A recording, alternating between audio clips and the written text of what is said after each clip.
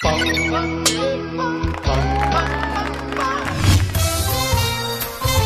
naman sa simpleng soft-serve machine ang factory ng ice cream na ito na from start to finish ng production ay kita-kita ang kalinisan.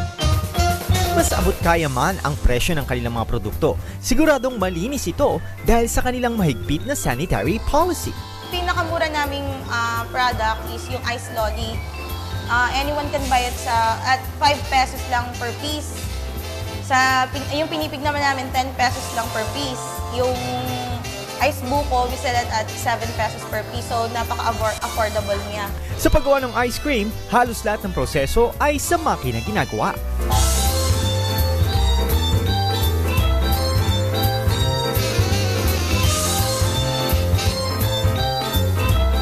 Bago lumabas ng factory, ini-inspect pa ang mga produkto kung malinis at dekalidad. Kaya kung plano din ninyong magsimula ng ganitong business, siguraduhin na malinis ang inyong ice cream. At pwedeng simulan yan sa simpleng hand washing.